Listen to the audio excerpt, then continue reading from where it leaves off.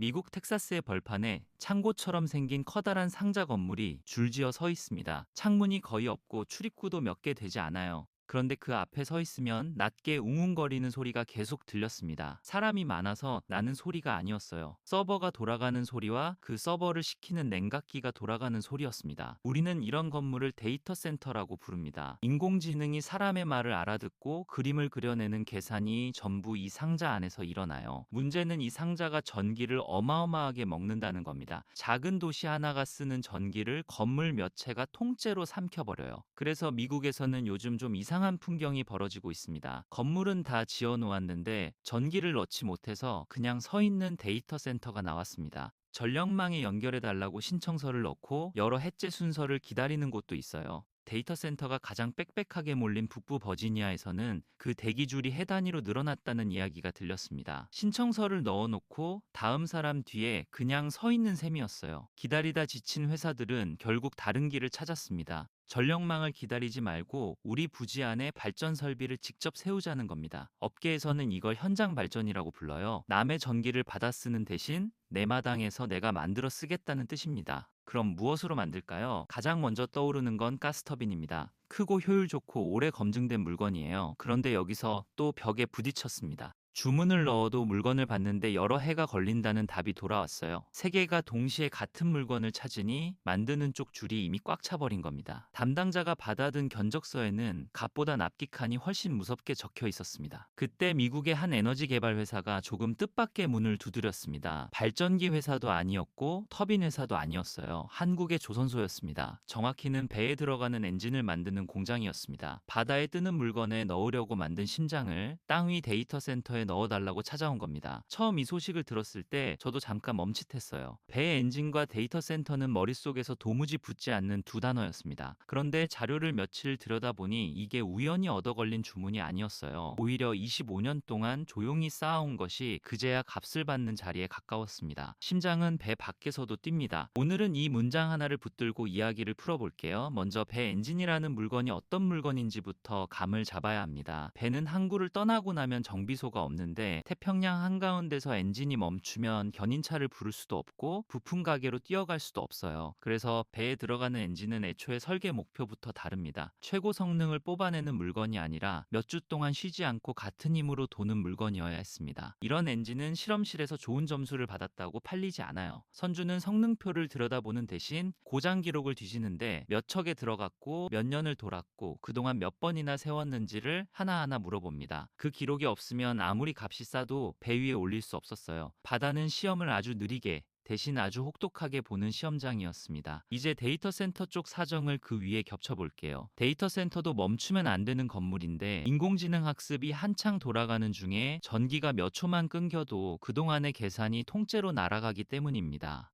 그래서 여기 들어갈 발전 설비의 조건도 결국 같은 문장으로 정리되는데 아주 오래 아주 지루하게 같은 힘으로 도는 물건이어야 한다는 겁니다. 바다에서 요구하던 바로 그 성질이었어요. 게다가 데이터 센터는 쓸 수 있는 땅이 정해져 있습니다. 커다란 발전소를 새로 지을 만한 부지도 없고 그럴 시간은 더더욱 없으니 원하는 그림이 이렇게 바뀌었어요. 컨테이너에 실어 옮길 수 있을 만큼 나뉘어 있고 여러 대를 나란히 놓아 필요한 만큼 늘릴 수 있고 하나가 정비에 들어가도 나머지가 계속 도는 구조여야 한다는 겁니다. 이건 커다란 터빈 한 덩이를 놓는 방식이 아니라 중간 크기 엔진을 여러 대 늘어놓는 방식에 훨씬 가까웠습니다. 그런데 배에서는 이 방식을 아주 오래전부터 써왔어요. 큰 배 한 척에는 추진용 엔진 말고도 배 안에 전기를 대는 발전용 엔진이 여러 대 들어가는데 하나가 정비에 들어가도 배는 계속 불이 켜져 있어야 하기 때문입니다. 그러니까 조선소 사람들에게 이건 새로 받아든 숙제가 아니라 이미 수십 년 동안 매일 풀어오던 문제였어요. 그래서 미국 개발사의 담당자가 한국 공장을 둘러보고 나왔을 때 표정이 바뀌었다고 합니다. 그가 본 것은 눈이 번쩍 뜨이는 신기술이 아니라 이미 수천 대가 세상에서 돌고 있는 지겨울 만큼 검증된 물건이었어요. 그리고 그 물건은 지금 당장 만들어낼 수 있는 라인 위에 이미 올라가 있었습니다. 여기서 우리가 놓치기 쉬운 지점이 하나 있습니다. 우리는 조선업을 배를 파는 산업이라고만 생각하는데 조선소가 실제로 파는 물건 목록을 펼쳐보면 배 아래로도 여러 줄이 남아있고 그중 한 줄이 오늘 이야기의 주인공이에요. 심장은 배 밖에서도 뜁니다. 울산 공장을 다녀온 사람들의 이야기를 들어보면 첫인상이 비슷했습니다. 건물 안에 들어서면 사람보다 쇳덩어리가 먼저 보였어요. 사람 키보다 훨씬 높은 엔진 몸통이 줄지어 놓여 있고 천장에서는 크레인이 천천히 걸어 다녔습니다. 어떤 자리에는 완성된 엔진이 시험대에 올라가 몇 날 며칠을 그냥 돌고 있었어요. 팔기 전에 먼저 지치도록 돌려보는 자리였습니다. 이 시험대가 사실 이 이야기의 숨은 주인공입니다. 새로 만든 엔진을 며칠씩 돌려보고 온도를 재고 진동을 재고 기름을 갈아가며 기록을 남겨요. 그 기록지가 한 장씩 쌓여 나중에 계약서 옆에 놓입니다. 배 한 척이 팔릴 때마다 이 종이 뭉치가 같이 두꺼워졌어요. 그럼 실제로 무슨 계약이 있었는지 차근차근 짚어볼게요. 두 회사가 도장을 찍은 것은 2026년 4월이었고 파는 쪽은 우리 조선회사의 엔진 부문이었으며 사는 쪽은 미국에서 에너지 인프라를 개발하는 아페리온 에너지 그룹이라는 회사였습니다. 규모부터 보겠습니다. 공급하기로 한 발전 설비를 다 합치면 684메가와트이고 금액으로는 6,271억 원인데 이 회사가 지금까지 맺은 발전용 엔진 계약 가운데 가장 큰 건이면서 동시에 미국 데이터 센터 전력 시장에 처음으로 발을 들인 계약이기도 했습니다. 들어가는 물건은 20메가와트급 대용량 중속 엔진이고 이름은 힘센 엔진인데 이번에 나가는 모델은 기름이 아니라 가스를 태우는 종류였어요. 납품은 한 번에 우르르 보내는 방식이 아니라 데이터 센터가 지어지는 속도에 맞춰 여러 해에 걸쳐 순서대로 들어가는 구조로 잡혔습니다. 숫자만 놓고 보면 그저 규모가 큰 계약 한 건입니다. 그런데 이 계약이 왜 시장에서 그렇게 놀랍게 읽혔는지는 그 다음 주를 봐야 알 수 있는데 데이터 센터용 엔진 시장은 그동안 사실상 한 회사가 쥐고 있던 자리였기 때문이에요. 핀란드 회사인 바르질라가 60에서 70%를 가져가는 과점 구조라는 이야기가 업계에서 계속 나왔습니다.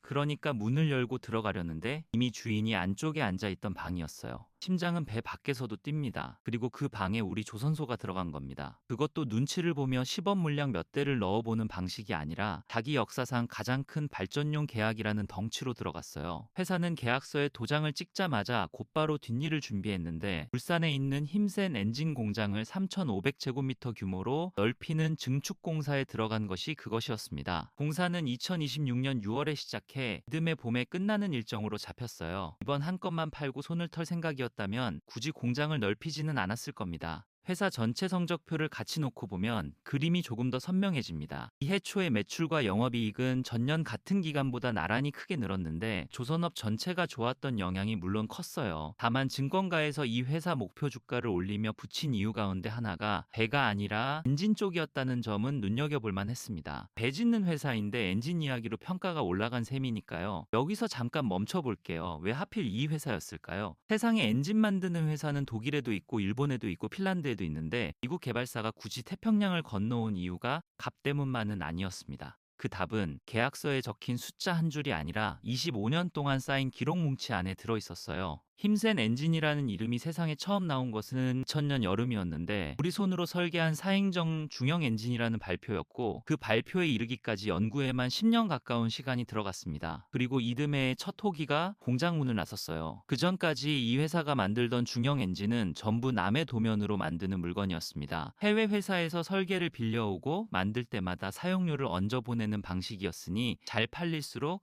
남의 계좌로 돈이 흘러가는 구조였어요. 물량이 늘어도 마냥 웃기는 어려운 장사였습니다. 그래서 자체 설계에 손을 댄 것인데 이게 말처럼 쉬운 일이 아니었어요. 도면을 다 그렸다고 해서 그 엔진을 자기 배에 실어주는 선주가 있는 것은 아니었기 때문입니다. 앞에서 말씀드린 그 벽, 그러니까 실적이 없는 엔진은 아무도 사주지 않는다는 벽이 바로 앞에 서 있었어요. 처음 몇 해는 자기 그룹이 짓는 배에 먼저 얹어가며 기록을 쌓았습니다. 한 척 또 한 척, 그렇게 돈이 아니라 시간을 사모았어요. 그 시간이 어떻게 불어났는지 볼까요? 첫 호기가 나오고 15년쯤 지났을 무렵 누적 생산이 10,000대를 넘겼고 다시 몇 해가 지나 15,000대를 넘어섰습니다. 앞에 10,000대를 채우는데 걸린 세월에 비하면 그 다음 5,000대가 붙는 속도는 훨씬 빨랐어요. 실적이 쌓이면 주문이 붙고 주문이 붙으면 실적이 또 쌓이는 전형적으로 굽어오르는 그래프였습니다. 중간에 상징적인 해가 하나 있습니다. 어느 해부터 이 회사가 만드는 중형 엔진은 예외 없이 전부 힘센으로 바뀌었는데 남의 도면을 완전히 내려놓은 해였어요. 지금 이 엔진은 60여 개국으로 나가고 있고 선박용 중속 엔진 세계 점유율은 35% 안팎으로 1위라는 집계가 나왔습니다. 이 대목에서 저는 조금 이상한 기분이 들었어요. 세계에서 가장 많이 팔리는 물건인데 저는 이 이름을 이번 뉴스로 처음 봤거든요. 여러분도 비슷하지 않으셨나요? 완제품인 배는 뉴스에 크게 나오는데 그 안에 들어가는 심장은 거의 나오지 않았고 사람들 눈에 보이는 것은 언제나 갑판 위쪽이었습니다. 그런데 미국 개발사가 사려던 것은 갑판이 아니었어요.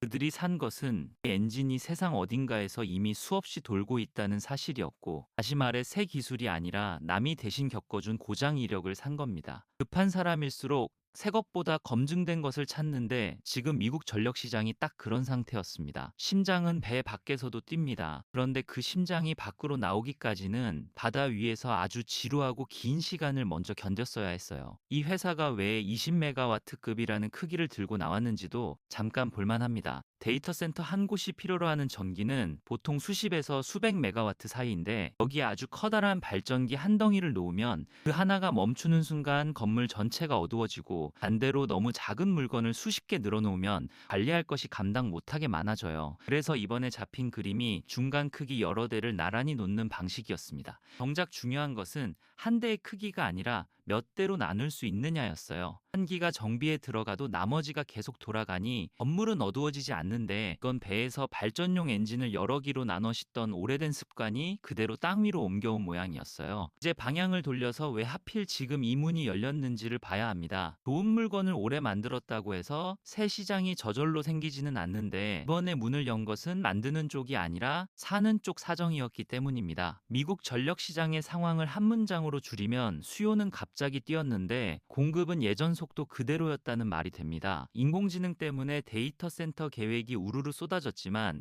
발전소와 송전선은 계획을 세워 준공까지 가는데 여러 해가 걸리는 물건이라서 그 시차가 벌어진 자리에 병목이 생겼어요. 그런데 병목은 한 군데가 아니라 두 군데에서 동시에 걸렸습니다. 하나는 앞에서 말씀드린 전력망 연결 대기 줄이었고, 다른 하나는 설비 그 자체였는데 가스터빈 같은 핵심 장비는 공급이 달리면서 납기가 과거보다 두세 배로 길어졌다는 이야기가 계속 나왔어요. 주문서를 넣어도 물건은 한참 뒤에나 손에 들어온다는 뜻이었습니다. 여기서 데이터 센터를 짓는 회사 입장이 되어보면 계산이 아주 단순해집니다. 인공지능 경쟁은 지금 이 순간 벌어지고 있는데 여러 해 뒤에야 전기가 들어오는 건물은 불이 다 꺼진 뒤에 도착하는 소방차와 크게 다르지 않았어요. 그래서 이들이 던지는 질문 자체가 바뀌었습니다. 무엇이 가장 효율이 좋은가를 묻던 자리에서 무엇을 가장 빨리 켤 수 있는가를 묻는 자리로 옮겨간 겁니다. 질문이 바뀌면 답도 같이 바뀝니다. 효율만 놓고 줄을 세우면 커다란 가스터빈이 맨 앞에 서지만 속도로 줄을 다시 세우면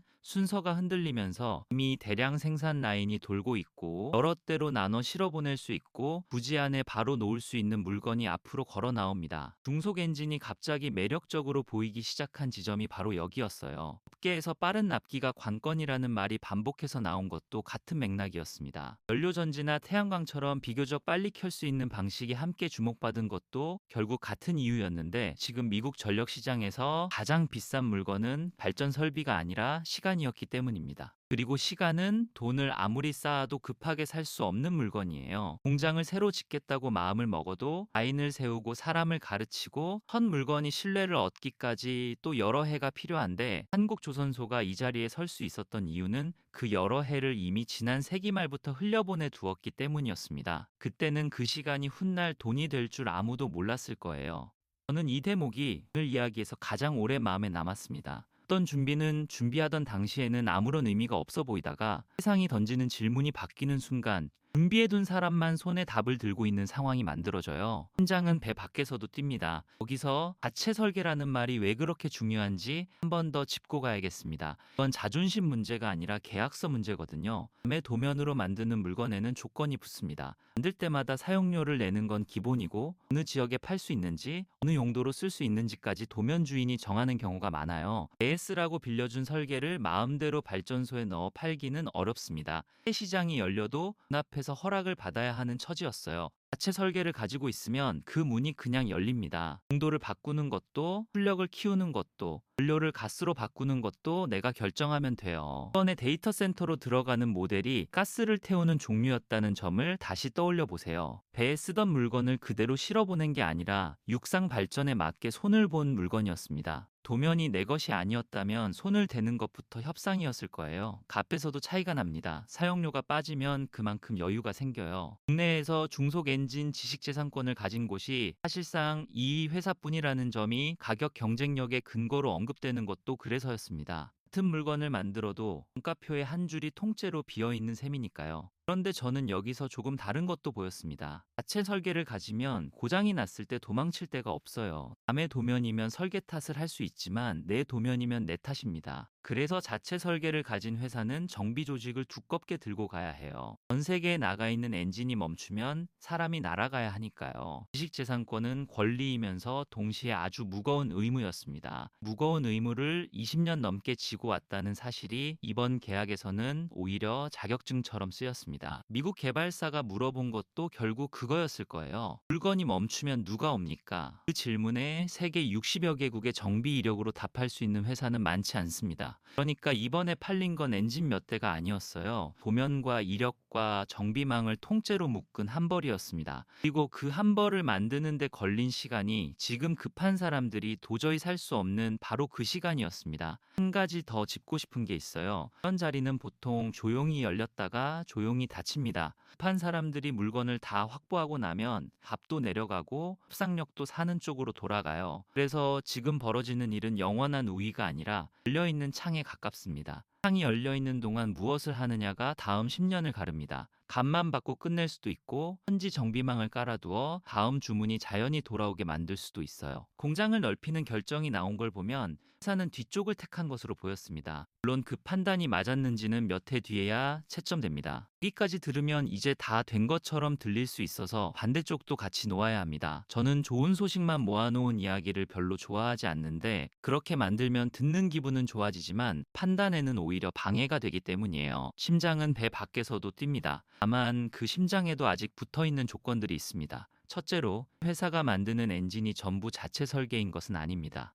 아주 큰 배를 밀어주는 대형 저속 엔진은 지금도 독일과 스위스 쪽 회사의 설계를 기반으로 만들고 있고 출로 보면 이쪽 덩치도 결코 작지 않아요. 그러니까 남의 도면을 완전히 벗어난 회사라고 말하면 사실과 어긋나는데 벗어난 것은 중형 구간이고 이번에 미국으로 건너간 물건이 마침 그 구간이었을 뿐입니다. 둘째로 약 한 건이 시장 전체를 뒤집지는 않습니다. 데이터 센터 엔진 시장에서 과점을 쥐고 있던 회사는 여전히 그 자리에 앉아 있고 이번 건은 닫혀있던 문에 발을 하나 들여놓은 것이지 문을 통째로 가져온 것이 아니었어요. 게다가 납품이 시작되기까지 아직 몇 해가 남아 있어서 그 사이에 상대가 증설을 하든 값을 내리든 대응할 시간이 충분히 있습니다. 실제로 데이터 센터 전력 수요 자체가 지금 속도로 계속 늘어날지는 아무도 장담할 수 없어요. 인공지능 투자에 거품이 끼어 있다는 경고는 꾸준히 나오고 있고 자산을 더 적게 쓰는 방식이 나오면 필요한 전기가 줄어들 수도 있는데 지금 쌓여있는 주문서는 결국 지금의 전망 위에 올려둔 종이라서 전망이 바뀌면 종이도 같이 흔들립니다.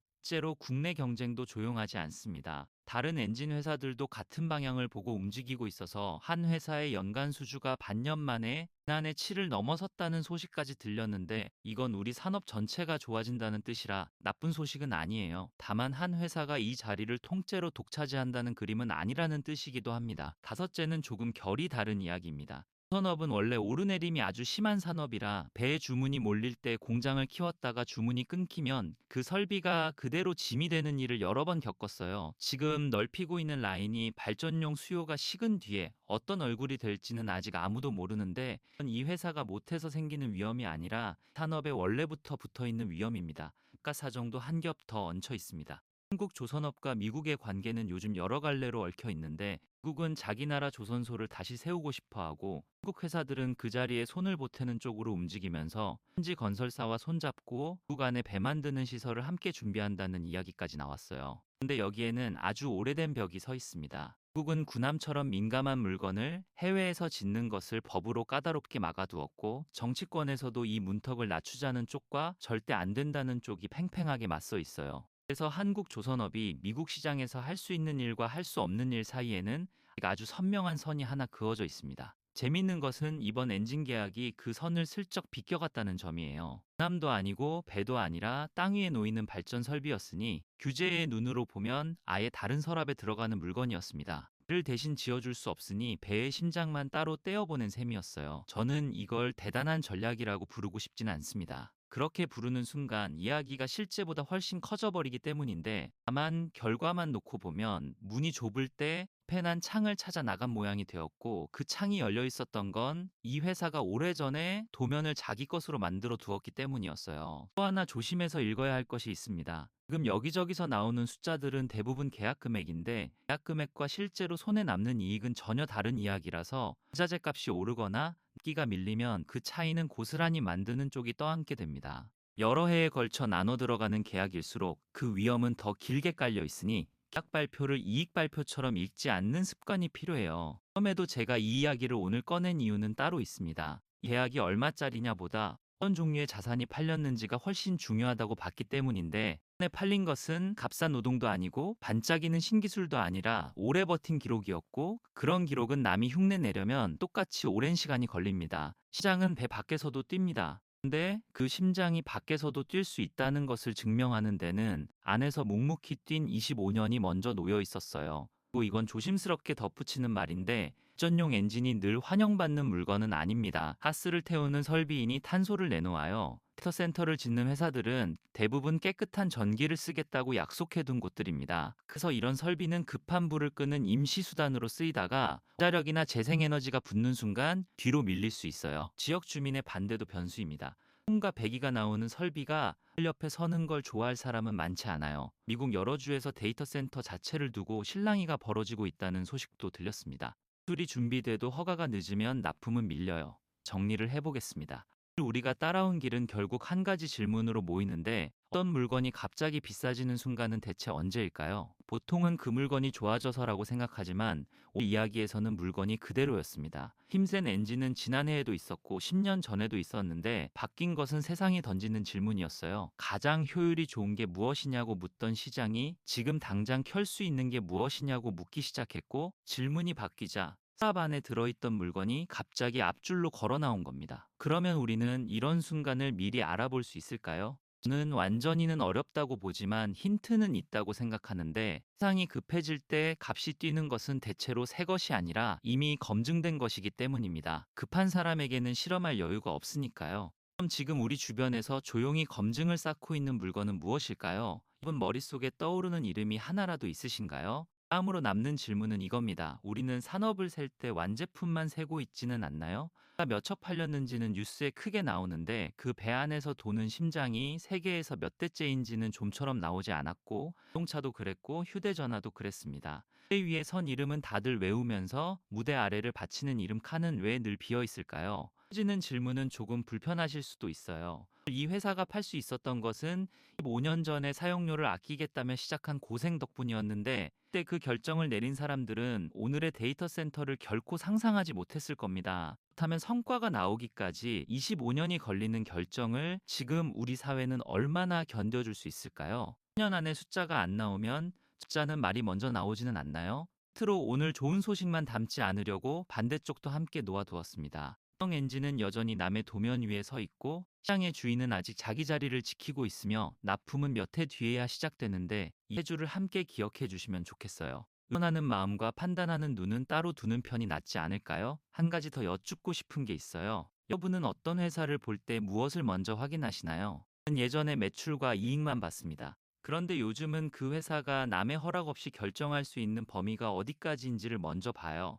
전이 내 것인지, 고객을 내가 고를 수 있는지, 용도를 내가 바꿀 수 있는지 같은 것들입니다. 그 범위가 넓은 회사는 세상이 흔들릴 때 방향을 틀 수 있어요. 반대로 그 범위가 좁으면 아무리 잘 만들어도 남이 정한 길로만 갑니다. 이야기는 결국 그 범위를 25년에 걸쳐 넓혀온 기록이 아니었을까요? 마지막으로 제가 이번 자료를 보면서 가장 오래 멈춰섰던 문장을 나누고 싶습니다. 미국 개발사가 한국 공장에서 확인한 건 성능표가 아니었어요. 이 물건이 세상 어딘가에서 이미 오래 돌고 있다는 사실이었습니다. 그러니까 그들이 지불한 값의 상당 부분은 기술료가 아니라 시간값이었어요. 시간값은 참 이상한 물건입니다. 하는 동안에는 아무도 값을 매겨주지 않아요.